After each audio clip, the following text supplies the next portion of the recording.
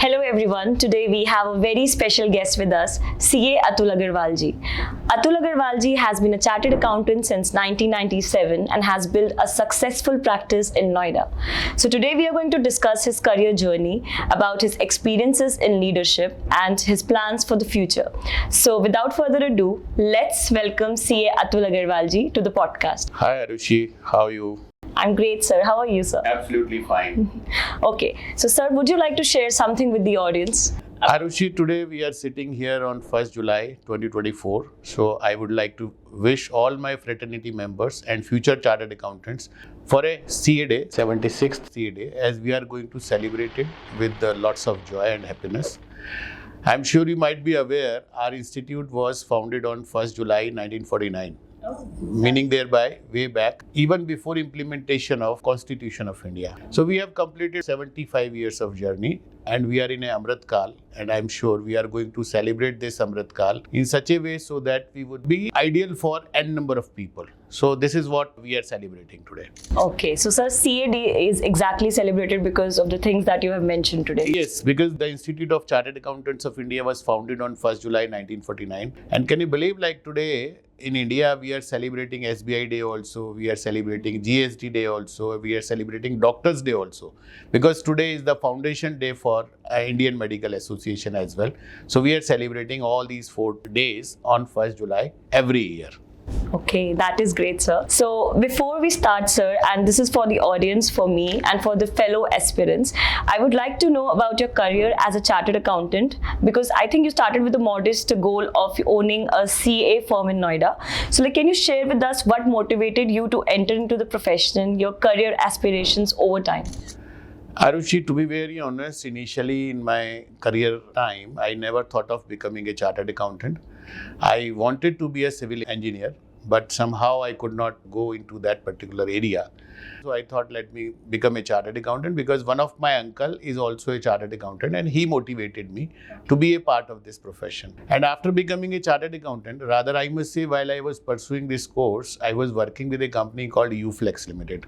I worked there from 95 till 1999, and in 1999 I decided to resign and start my career as a practicing chartered accountant, because my vision was that I should have my own firm and that firm should have some reputation in the market, and I wanted to have a big firm. So I am moving ahead towards having a big firm, and I'm sure you must be aware, our Honorable Prime Minister also on 1st July 2017, he said that in India also we should have big firms, like Big Fours are there.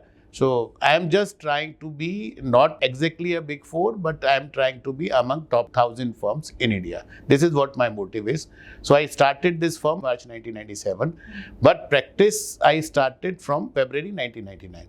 This is what I started my career as a chartered accountant. Okay, so I think your family has contributed a lot, in your career. Yes, I must say, major contribution in this particular career being a practicing chartered accountant is from my father, from my brother, and from my spouse. And as you know, to start a career as a practicing chartered accountant, everyone need to struggle, and the struggle period is for 5 years. And can you believe, I started this career on the day while my elder daughter was born. So this was a very difficult decision, because there was no job. I resigned from the job and I started this career. So definitely a lot of contribution is there from all my family members. Wow, good to know, sir. So how do you manage your work-life balance now? Very difficult question. I must say till 2004, we were struggling to set up our own business. Then after that, I thought, okay, let me spend good time with my family. But at the same time, somewhere in 2012, one of my very good friend, he pulled me. He was a chairman of Noida branch. So he pulled me into the leadership. And the moment I entered into the leadership, everything is now it is really difficult to manage. How can I spend time with family? So normally I try to spend Sunday with my family. Even if I am going somewhere, then I always try to be at home on Sunday. And that's how I am managing. And the important issue here is my family members are still supporting me. They wanted me, like, if I wanted to do something for the society, they are allowing me to do so. Wow, great, sir. So, sir, I think I have, like, what I've read about you, that you have a very significant leadership position at the Noida Association. So, sir, how do these roles shape your perspective on the profession? Arushi, I would like to correct here. Basically, it is not Noida Association. It is a branch of the Institute of Chartered Accountants of India. Okay. And it is known as Noida branch of Central India Regional Council of the ICAI. Now it is known as Gautam Budh Nagar branch. So as I mentioned, like, I have been pulled by one of my very good friend who is a former chairman of Noida branch. He filed nomination on my behalf in 2012. So I won the election and I became a part of managing committee of Noida branch for the period from 2013 till 2016. During this 3 years tenure, I was responsible to take care of the students activity, and I was titled as SICASA chairman. During that time, I found that yes, I need to work more, not only for the students but for members also. So I recontested in 2016, and then again I won with maximum votes in Noida, and I got elected again a managing committee member for the period from 2016 to 19, and tried to do something for the members of the profession. I served the branch as a chairman during 2017-18. And during that tenure, I thought, let me go further. So I contested for the regional council in 2018. And with the blessings of all my parents, with the support of my members, I got elected as a regional council member, and I served the Central India region as a regional council member from 2019 to 22. During that time, we have many difficulties, especially, I'm sure you must be aware, COVID was there, and from January 2020, the COVID pandemic started, and it ended in if we talk about somewhere in July 2021. So our majority of the period we spent as a regional council member was that COVID period. And it was really a difficult time because people were suffering a lot. Lots of problems were there. Beds were not available. Medicines were not available. Remdesivir was not available. Plasma was not available. So that time was the time while it was like we have to do something socially. And whosoever the regional council member were there with me, they all were having an opinion that as a chartered accountant, we should do something for the society. And then we started running COVID task force. And this COVID task force was being managed by N number of branches. I would like to say thanks to the managing committee members, especially for 3 branches. These branches are Dhanbad branch, Varanasi branch and Ranchi branch, who started this COVID task force on one call of mine. Even Noida branch also started that. And members, they have contributed from their own pocket. They arranged the equipments, and these equipments, these medicines, these cylinders, these remdesivir injections were used not only for members, for their families, but also for public at large. And everyone was just thinking of how can we arrange a bed for a patient. So the idea was, how can we save a life of even a one person? I remember from 16th of April 21 till 16th of May 21, it was like we were operating 24 hours. We were not putting our mobiles on silent mode. And it was like we were into the different room, so that family should not get disturbed out of it. At times, we were getting the message or call at 2 a.m. in the morning that they need the bed, patient is in a critical condition. We lost few members, but yes, it was really a very difficult time. So I always feel satisfied that yes, we could do, and we could save around 400 lives during that particular period. And definitely we could not serve the members other way around. But yes, the satisfaction is we could save 400 lives where we can arrange hospital and all. So this was the one major achievement which we could do during my journey as a regional council member. Great initiative, sir. So, sir, after this COVID action plan, इसके अलावा what were the other actions that आपने जिसके ऊपर काम किया हो? आरुषि, मेरी जो जर्नी रही है as a regional council member, उस जर्नी में मेरे को लगभग 10 से 15 हज़ार चार्टर्ड अकाउंटेंट से मिलने का मौका मिला और लगभग 20,000 स्टूडेंट से मिलने का मौका मिला। और उस जर्नी में मैंने पाया जो हमारे यंग चार्टर्ड अकाउंटेंट्स हैं, जो हमारे वुमेन चार्टर्ड अकाउंटेंट्स हैं, they are facing lots of challenges.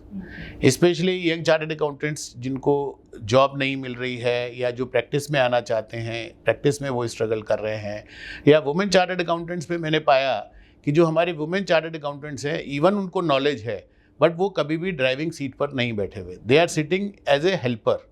उसके अलावा कुछ वुमेन मेंबर्स ऐसे हैं जो वर्क फ्रॉम होम चाहते हैं, जिनके पास घर की भी रिस्पॉन्सिबिलिटी है। आप समझ सकते हो कि women member is the member who is having lots of responsibility, जिनके पास घर की भी जिम्मेदारी है, प्रोफेशन की भी जिम्मेदारी है, लेकिन वो घर की जिम्मेदारी के आगे प्रोफेशन की जिम्मेदारी को पीछे छोड़ दिया और वो कुछ नहीं कर पा रहे हैं। मुझे एक वाकया याद है, मैं दुबई एक कॉन्फ्रेंस अटेंड कर रहा था और वहाँ लगभग 200 महिलाएं मिली उस कॉन्फ्रेंस में। उसमें लगभग 1200 से 1500 की गैदरिंग थी और उसमें लगभग 200 महिलाएं मिली। उसमें जब मेरा इंटरेक्शन हुआ कुछ महिलाओं से तो पता लगा उनके पास कोई ऑप्शन नहीं है, they are not able to get the job in Dubai और they are not able to handle that particular situation. तो मुझे कहीं ना कहीं लगा कि हमको यंग मेंबर्स और वुमेन मेंबर्स के लिए काम करना चाहिए और मैंने उसी समय ये डिसाइड किया कि मैं यंग मेंबर्स के लिए एक हेल्प डेस्क चालू करूँगा। और मैं आज भी यंग मेंबर्स के साथ खड़ा हूँ। कहीं भी किसी भी यंग मेंबर को जब किसी भी चीज़ की ज़रूरत होती है, प्रोफेशन के बारे में कोई जानकारी लेनी है, प्रोफेशन में आगे कैसे बढ़ना है, कहीं कोई वो काम कर रहा है उसको मेरी मदद की ज़रूरत है, एज ए सीनियर मैं उनके साथ हमेशा खड़ा हुआ हूँ। और इसी के साथ एक हमने वुमेन मेंबर्स के लिए सीरीज़ शुरू की, जिसमें हर वेडनेसडे को हम वुमेन मेंबर्स को एज ए स्पीकर बनने के लिए मोटिवेट करते थे, एज ए मॉडरेटर बनने के लिए मोटिवेट करते थे, उनको हम टॉपिक सजेस्ट करते थे और उनको इनवाइट करते थे, सो दैट हमारी जो बाकी के वुमेन मेंबर्स हैं वो उस प्रोग्राम को अटेंड भी करें और जो स्पीकर्स हैं, जो मॉडरेटर्स हैं, उनसे वो मोटिवेट भी हों। आइडिया ये था कि हमारे वुमेन मेंबर्स भी आगे आएँ। और मुझे इस बात की बड़ी खुशी है कि जो वो सीरीज़ हमारी थी बड़ी सक्सेसफुल सीरीज़ रही। बीच में जब इंस्टीट्यूट के इलेक्शन अनाउंस हुए उसके बाद कुछ समय के लिए वो सीरीज़ बंद हो गई और हमारे आने वाले जो सक्सेसर थे उन्होंने भी उस सीरीज़ को कुछ समय चलाया। लेकिन आज भी एक हम ग्रुप चलाते हैं जिसमें वी हैव 4 ग्रुप्स, जिसमें वुमेन मेंबर्स जो भी अपनी क्वेरीज पूछती हैं, क्वेश्चंस पूछते हैं, कोशिश करते हैं उनको देन एंड देयर उनको रिजॉल्व किया जाए। और उसमें सबसे बड़ी बात है कि हमारा उसमें कोई डिस्क्रिमिनेशन नहीं है, क्योंकि आपकी जानकारी के लिए बताऊं, हमारा इंस्टीट्यूट 5 रीजन्स में डिवाइडेड है। Institute of chartered accountants of India को कंट्रोल करने के लिए, मैनेज करने के लिए 5 रीजन है। Central India region, northern India region, western India region, eastern India region and southern India region. और उन रीजन्स में ब्रांचेज हैं। तो अगर हम बात करें तो आज लगभग 179 ब्रांचेज हैं, लगभग 46 चैप्टर्स हैं, ओवरसीज चैप्टर्स हैं और ये पूरा इंस्टीट्यूट 5 रीजन में डिवाइडेड है। तो हमने उन ग्रुप्स में कोई रीजन को डिस्क्रिमिनेशन नहीं, मेंबर्स को कोई डिस्क्रिमिनेट नहीं किया कि कौन किस रीजन से है। सारे मेंबर्स उन ग्रुप का पार्ट हैं। किसी को कोई भी क्वेरी आती है, किसी का कोई भी क्वेश्चन है, कोई भी क्वेरी है, वो उस ग्रुप में डालते हैं और जिस मेंबर को भी उनके आंसर पता है वो मेंबर उनके आंसर तुरंत देते हैं। और उसमें कहीं ना कहीं हमारे जो एडमिनिस्ट्रेटर्स हैं, जो मेरे साथ के रीजनल काउंसिल मेंबर थे, उसके बाद सक्सेसर जो रीजनल काउंसिल मेंबर्स आए, वो भी उसमें बड़ा कंट्रीब्यूशन दे रहे हैं, उनका बड़ा योगदान है और मेंबर्स की क्वेरीज को रिजॉल्व कर रहे हैं। तो इससे हमारे वुमेन मेंबर्स मोटिवेट होकर के आगे आ रहे हैं। और आपको एक जान करके आश्चर्य होगा, मेरे ऑफिस में आज की डेट में apart from the articles we have a strength of around 35 people. और आपको पता है 35 पीपल में 20 लोग महिलाएं हैं। My office is derived by female members only. तो आप समझ सकते हो कि कितना महत्व हम लोगों के जीवन में एक महिला का है, उतना ही महत्व हमारे प्रोफेशन में भी महिला मेंबर का है और उस पर हम लोग काम कर रहे हैं। Wow sir, good to know about this. So sir, मेरा एक जनरल क्वेश्चन है, what do you think about the safety of chartered accountant as a profession? क्योंकि nowadays I think government is taking a very negative aspect to consider this as a profession. Arun ji, देखिए, आप भी जानते हैं एक मछली सारे तालाब को गंदा करती है। हमारे प्रोफेशन में आज की डेट में अगर हम बात करें तो आप समझिए 140 करोड़ की पॉपुलेशन पर मात्र 3,75,000 चार्टर्ड अकाउंटेंट हैं। और ये जो 3,75,000 चार्टर्ड अकाउंटेंट हैं वो हिंदुस्तान के अलावा हिंदुस्तान के बाहर के जो देश हैं उनकी भी इकोनॉमी संभाले हुए हैं। और आपको जानकर के आश्चर्य होगा कि 3,75,000 चार्टर्ड अकाउंटेंट में से लगभग 1 लाख चार्टर्ड अकाउंटेंट प्रैक्टिस में है। जो एक परसेप्शन कहीं ना कहीं सरकार का बना, उसके लिए मैं ये मानता हूँ कि ये 3,75,000 चार्टर्ड अकाउंटेंट जिम्मेदार नहीं है।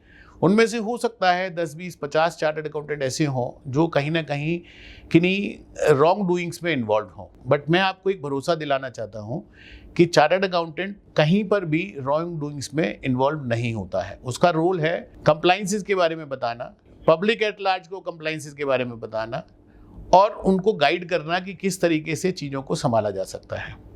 अब कई बार ऐसा होता है, आपने अगर न्यूज़पेपर में भी पढ़ा होगा, एक खबर छपती है कि चार्टर्ड अकाउंटेंट को अरेस्ट किया गया, जीएसटी के फेक इनवॉइस में चार्टर्ड अकाउंटेंट को अरेस्ट किया गया। अगर सच माने तो उसमें वो चार्टर्ड अकाउंटेंट का रोल नहीं होता है। बहुत सारे कंपनीज में या बहुत सारे एज ए फ्रीलांस अकाउंटेंट हैं, फ्रीलांसर अकाउंटेंट हैं जो अपने आप को as a chartered accountant claim करते हैं।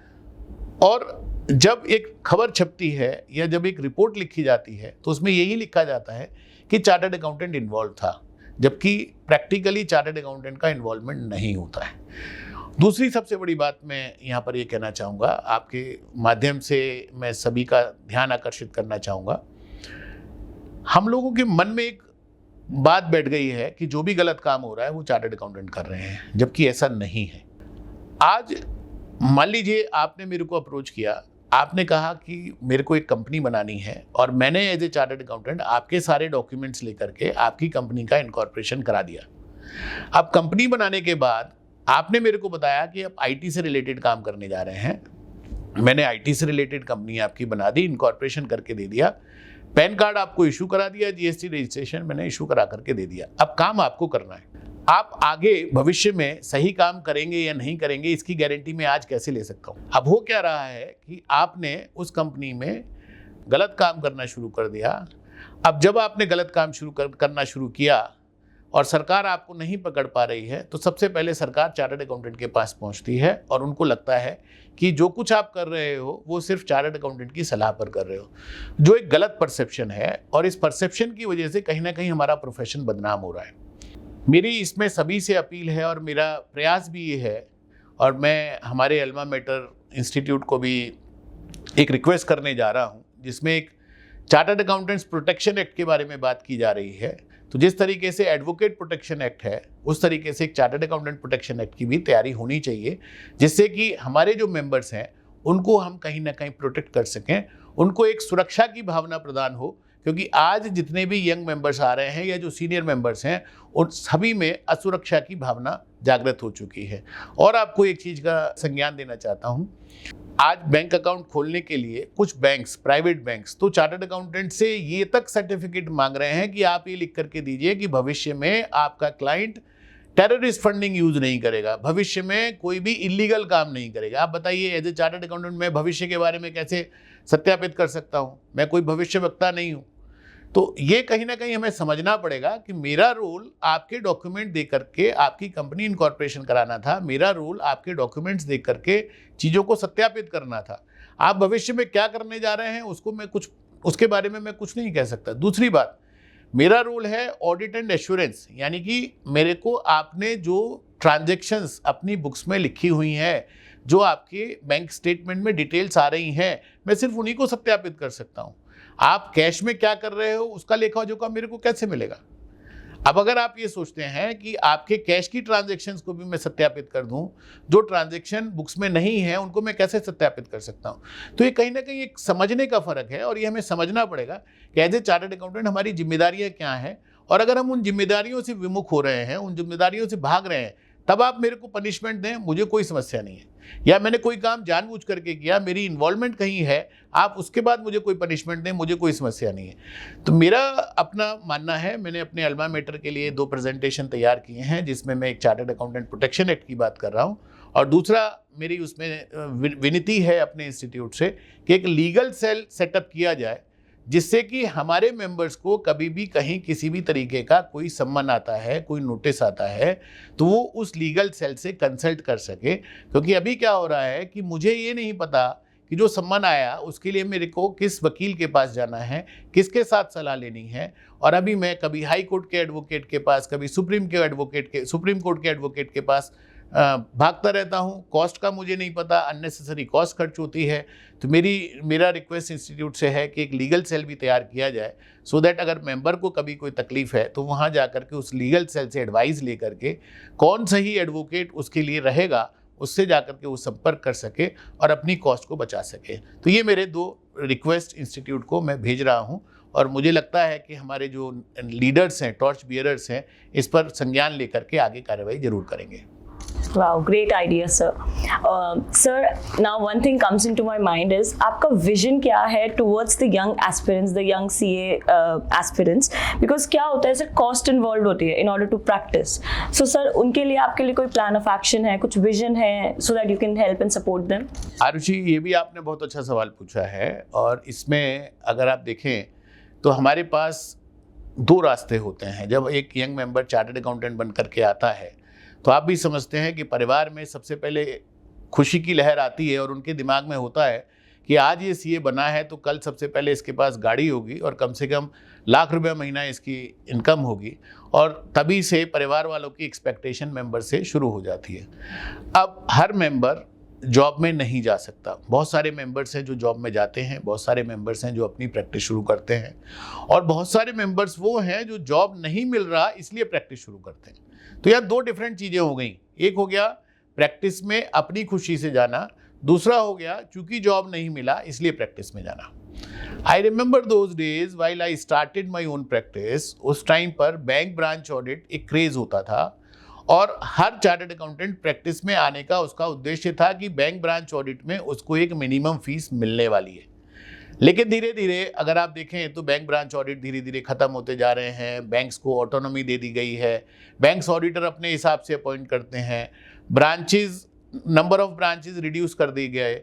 तो अभी बहुत सारे यंग चार्टर्ड अकाउंटेंट्स के लिए एक नई गाइडलाइन आ गई कि अगर आप 3 साल पुरानी फर्म नहीं है, आप प्रोप्राइटरशिप में हैं, तो आप ऑडिट नहीं कर पाएंगे।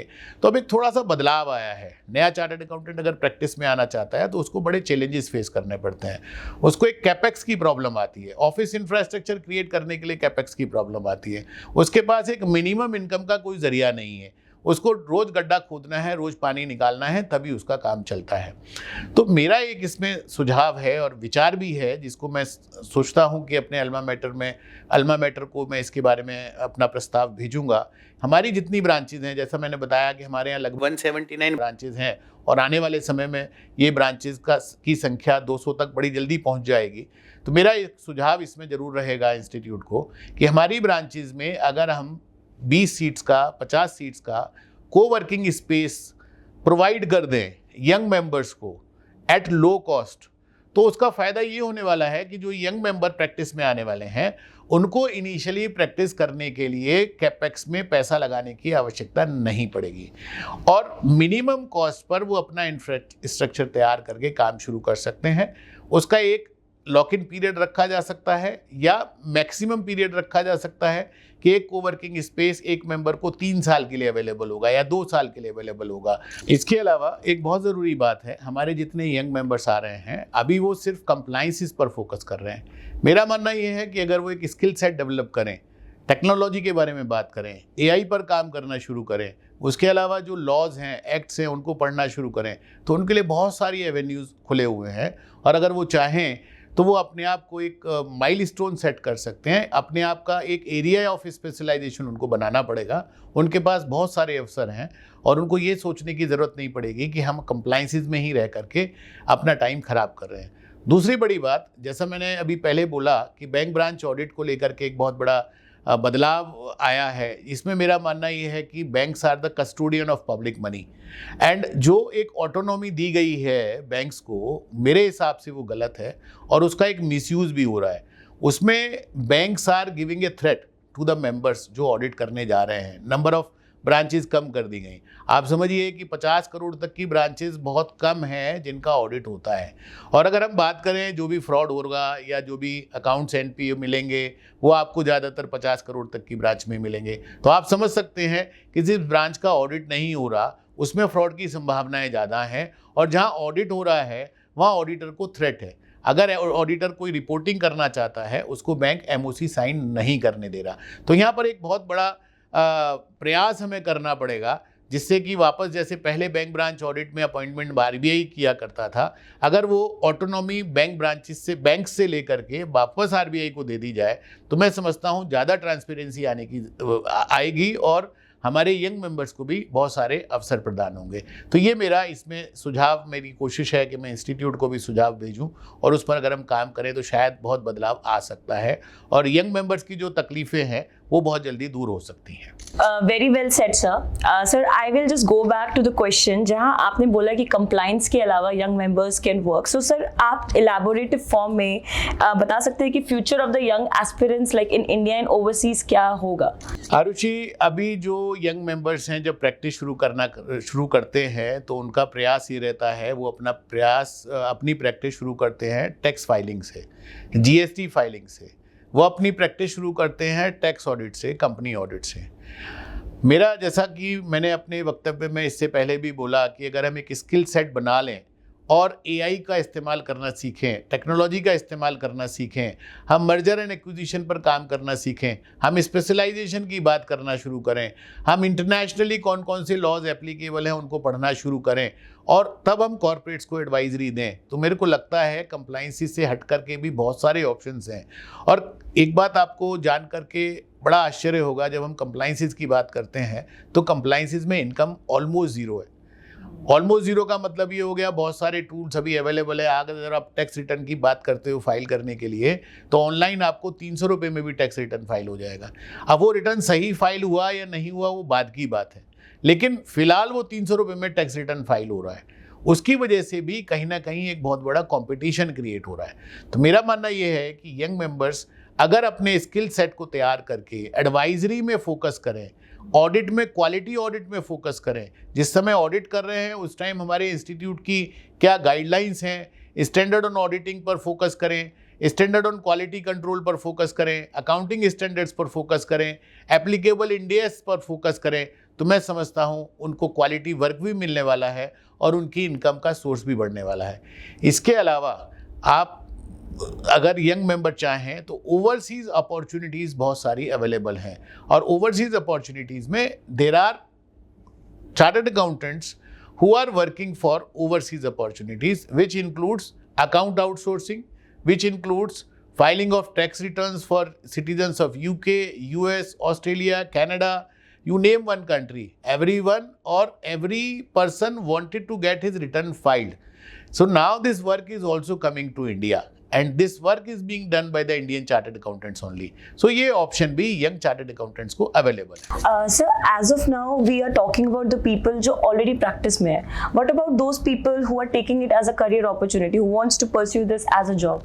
आरुषि, जैसा मैंने बताया, हमारे यहाँ लगभग 3,75,000 चार्टर्ड अकाउंटेंट हैं और उन 3,75,000 चार्टर्ड अकाउंटेंट में मेरी अपनी गणना के हिसाब से लगभग 2,75,000 चार्टर्ड अकाउंटेंट जॉब में हैं और उन 2,75,000 चार्टर्ड अकाउंटेंट में से अगेन मैं बात करूं तो लगभग 1.5 लाख चार्टर्ड अकाउंटेंट हैं जो ओवरसीज काम कर रहे हैं। तो अगर हम बात करें चार्टर्ड अकाउंटेंट के करियर की, तो चार्टर्ड अकाउंटेंट का करियर हमेशा ब्राइट है और आगे भी ब्राइट रहने वाला है।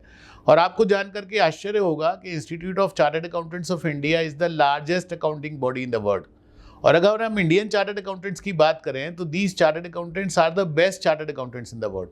किसी भी कंट्री में चले जाइए, आप सिंगापुर चले जाइए, मलेशिया चले जाइए, आपको पता लगेगा कि चार्टर्ड अकाउंटेंट्स कंपनीज़ को सिर्फ सीएफओ की हैसियत से हेड नहीं कर रहे हैं, वो सीईओ की हैसियत से भी हेड कर रहे हैं, सीओओ की हैसियत से भी हेड कर रहे हैं। इसके अलावा मिडिल ईस्ट चले जाइए, गल्फ कंट्रीज़ में चले जाइए, आपको लगेगा कि हर कंपनी में चार्टर्ड अकाउंटेंट्स की संख्या इतनी है। मैं आपको एक छोटा सा एग्जांपल दे सकता हूं। अभी हम अगर दुबई की बात करें तो आपको जानकर हर्ष होगा कि दुबई में भी कॉर्पोरेट टैक्स आ गया। 1 जनवरी 2018 से पहले पूरे यूएई में, गल्फ में टैक्स नाम की चिड़िया नहीं होती थी, कोई टैक्स नहीं होता था। 1 जनवरी 2018 से दुबई में वैट पहली बार इम्प्लीमेंट हुआ और गल्फ में वैट इम्प्लीमेंट हुआ एंड वैट का रेट 5% था। और आपको बताऊं तो ये वैट का इम्प्लीमेंटेशन सिर्फ और सिर्फ इंडियन चार्टर्ड अकाउंटेंट्स की वजह से यूएई में हो पाया। इवन जो वैट लॉज बने हैं उसमें major role institute of chartered accountants of India का रहा है। दुबई के वैट लॉज, दुबई में कॉर्पोरेट टैक्स जो 1 जून 2023 से इम्प्लीमेंट हुआ है, इसमें major role institute of chartered accountants of India का है और इनके इम्प्लीमेंटेशन में भी major role Indian institute of chartered accountants के मेंबर्स का रहा है। तो मेरा मानना ये है कि जॉब में ऑप्शंस ना सिर्फ इंडिया में है, इंडिया के बाहर भी हैं और इसके अलावा आप अगर देखें तो अब सिविल सर्विसेज में भी चार्टर्ड अकाउंटेंट्स आ रहे हैं। आपके सामने 2 लाइव एग्जांपल हैं। हमारे honourable cabinet minister CA Piyush Goyal ji, he is already there in the cabinet. You must have heard the name CA Suresh Prabhu, who was the railway minister also, he is also a chartered accountant। तो अगर हमारे members civil services के अलावा MLA and MPs भी बन रहे हैं तो आप समझ सकते हैं ऑप्शंस की कमी नहीं है, सिर्फ हमें देखना है। और सिविल सर्विस में आप देखेंगे बहुत सारे IRS, in income tax department, in GST department, in customs, in excise, lots of chartered accountants are serving in these departments also। so in my opinion अगर हम बात करें जॉब में स्कोप की तो ना बल्कि हिंदुस्तान में, हिंदुस्तान के बाहर भी इतने ऑप्शंस अवेलेबल हैं और डेली आपके पास एम्प्लॉयमेंट के options on A daily basis आते हैं। तो मुझे नहीं लगता कि हमारे जो चार्टर्ड अकाउंटेंट प्रोफेशन के अलावा करियर में जाना चाहते हैं, जॉब में जाना चाहते हैं, उनको कहीं किसी तरीके का क्राइसिस है। हाँ, सिर्फ इतनी बात ज़रूर है कि आपको एक पर्टिकुलर डोमेन में स्पेशलाइजेशन करना पड़ेगा। आप सोचें कि आपको सुई से लेके हाथी तक सब कुछ आता है और वही आप अपने CV में डाल करके जॉब ढूंढने जाएंगे तो आपको कोई जॉब नहीं देगा। उसके लिए ज़रूरी है आपका जो स्किल सेट है, आपका जो स्पेशलाइजेशन है, उसके बारे में आपको बात करनी है, तभी आपको एक अच्छी जॉब विद गुड पैकेज मिलेगी।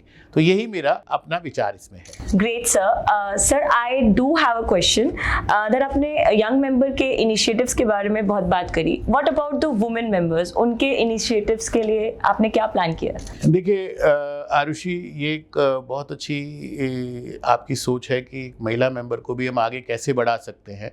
पहले तो आपकी जानकारी के लिए बता दूं, हमारे इंस्टीट्यूट में भी हमारे 3 काउंसिल मेंबर महिलाएं हैं और रीजनल काउंसिल मेंबर्स भी महिलाएं हैं। तो हमारा रिप्रेजेंटेशन अच्छा खासा है और लगभग 30% महिलाएं चार्टर्ड अकाउंटेंट हमारे प्रोफेशन में हैं। तो अगर हम 3,75,000 चार्टर्ड अकाउंटेंट की बात करें तो उसमें 30% महिलाएं हैं। और अगर आप स्टूडेंट्स में भी देखेंगे तो ये परसेंटेज डे बाई डे बढ़ रही है और जो यंग मेंबर्स आ रहे हैं उनमें भी फीमेल मेंबर्स की संख्या बहुत ज़्यादा आ रही है। डेफिनेटली ये फीमेल मेंबर्स जॉब में भी जा रहे हैं, प्रैक्टिस में भी आ रहे हैं, लेकिन कहीं ना कहीं जो हमारे कुछ मेंबर्स हैं जो पारिवारिक जिम्मेदारियों की वजह से प्रैक्टिस में या प्रोफेशन में नहीं आ पा रहे हैं, तो मेरे लिए एक उसमें एक बहुत बड़ा परिवर्तन लाने की आवश्यकता जो मैं समझ रहा हूँ है, जिसमें मेरा अगेन विचार ये है कि एक हमारा पोर्टल तैयार होना चाहिए। महिला मेंबर्स जॉब में नहीं जा सकती हैं, प्रैक्टिस में नहीं जा सकती हैं, उनके लिए अगर हम पोर्टल तैयार करें, जो महिला पार्ट टाइम बेसिस पर काम करना चाहती हैं, जो महिलाएं वर्क फ्रॉम होम मोड में काम करना चाहती हैं, उनके लिए एक पोर्टल तैयार करके, और जो हमारे मेंबर्स हैं, लेट्स से मैं इनकम टैक्स में प्रैक्टिस करता हूं और GST में मेरा स्पेशलाइजेशन नहीं है, मेरे को GST में कोई नोटिस का रिस्पॉन्स देना है किसी क्लाइंट का, मेरे पास 2 ऑप्शन होते हैं। मैं किसी लोकल GST एक्सपर्ट के पास जा सकता हूं, लेकिन उसमें कहीं ना कहीं एक अंदर डर होता है कि मेरा क्लाइंट ना चला जाए। तो उसके लिए मेरे पास एक ऑप्शन आता है कि मैं उस पोर्टल पर जाऊँगा, उस पोर्टल पर मैं देखता हूं कि मेरे आसपास कौन से एक मेंबर ऐसा है जिसका GST में एक्सपर्टीज़ है और जो घर से बैठ करके काम करना चाहता है। मैं उसके लिए उस मेंबर को अप्रोच कर सकता हूं, उस मेंबर को मैं पेमेंट भी कर सकता हूं और अपना काम करा सकता हूं। तो उसमें दोनों के लिए विन विन सिचुएशन है। अगर मैं GST में काम नहीं करता तो मेरे को GST के लिए किसी परमानेंट एम्प्लॉय को हायर करने की ज़रूरत नहीं है, मेरे को GST के लिए किसी परमानेंट चार्टर्ड अकाउंटेंट को हायर करने की ज़रूरत नहीं है। और उसी के साथ जो महिला मेंबर घर बैठ करके काम करना चाहती है, वो महिला मेंबर को एक असाइनमेंट मिल गया, उसने घर बैठ करके अपने प्रोफेशन से भी जुड़ी रही, उसने अपने परिवार को भी संभाला और उसने अपनी अर्निंग्स भी की। तो उसमें कहीं ना कहीं एक उसको जॉब सेटिस्फेक्शन भी मिलने वाला है। मैंने ये देखा है जो महिला मेंबर्स कम से कम जो घर पर बैठी हुई हैं, उनके अंदर एक फ्रस्ट्रेशन आ रही है कि उन्होंने CA क्यों किया, किस वजह से वो CA बने। तो मेरे को ऐसा लगता है कि अगर एक प्लेटफॉर्म हम इस तरीके का तैयार करें जहाँ पर हमारे पास डेटा है, आपको जानकारी होगी जितने भी ब्लड बैंक इंडिया में चल रहे हैं, हर ब्लड बैंक ने एक पोर्टल बनाया हुआ है और उस ब्लड बैंक में डोनर्स का डेटा होता है। मैं एक रोटेरियन भी हूँ और रोटरी क्लब की भी हमारी ब्लड बैंक चलती है और एक पोर्टल हम लोगों का रोटरी ब्लड बैंक का भी बना हुआ है, जिसमें ये तक लिखा होता है कि किस सिटी में कौन सा मेंबर है, उसका ब्लड ग्रुप क्या है, वो रेगुलर डोनर है या नहीं है, और उसका मोबाइल नंबर तक है। तो अगर आप नोएडा में बैठे हैं, आपको ब्लड चाहिए और आपका कोई डोनर आपको नहीं मिल रहा है, आप उस पोर्टल पर जाइए, देखिए नोएडा में कौन कौन से डोनर हैं, उनके नंबर्स अवेलेबल हैं, आप उनको कॉल करिए और डोनर आपको अवेलेबल होगा।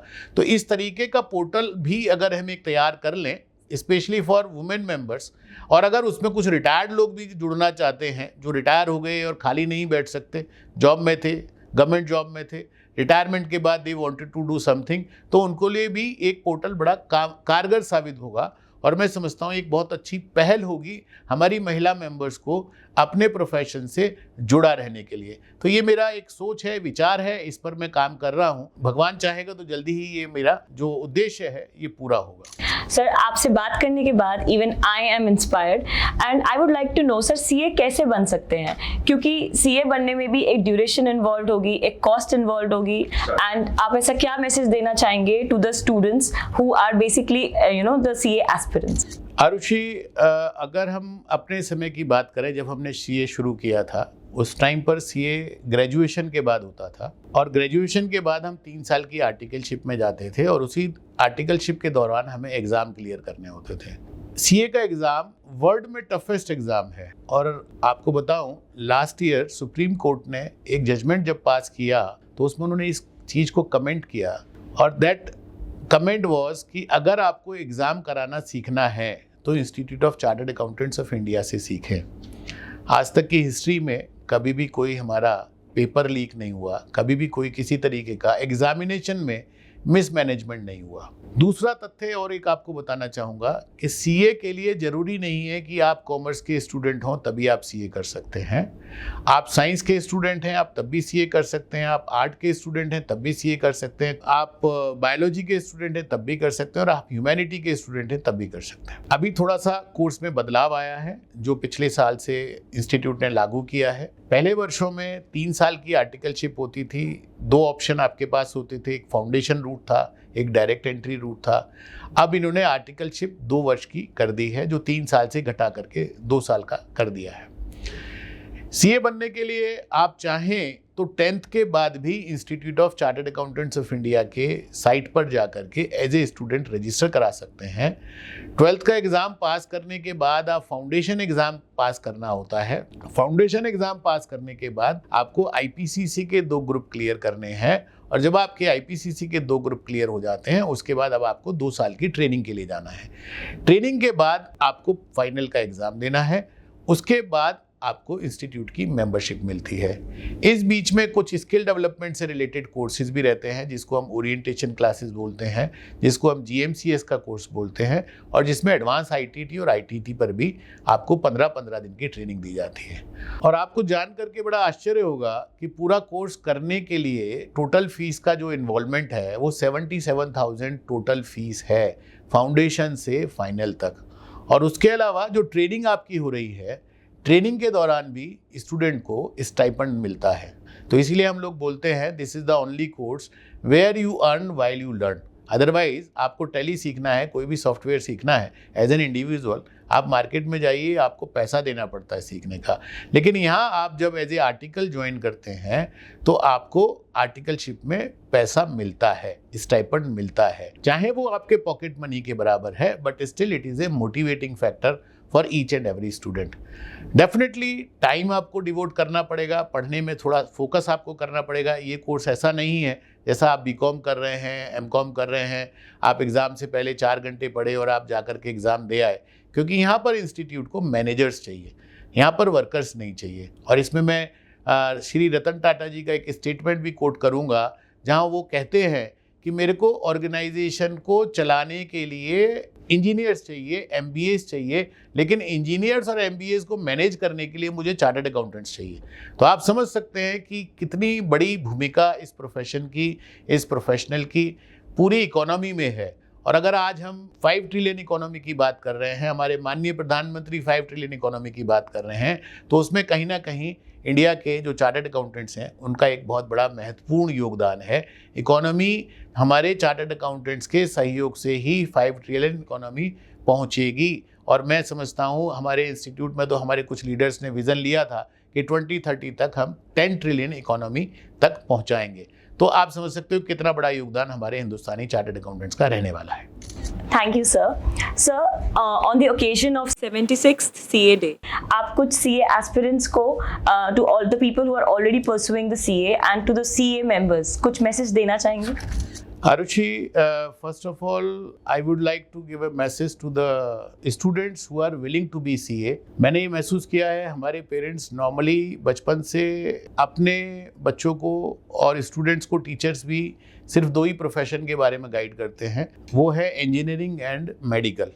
तो मेरा मानना ये है कि जो बच्चे कॉमर्स में, अकाउंटिंग में या एजुकेशन में अच्छे हैं, उनके पास एक और ऑप्शन अवेलेबल है विच इज़ चार्टर्ड अकाउंटेंसी।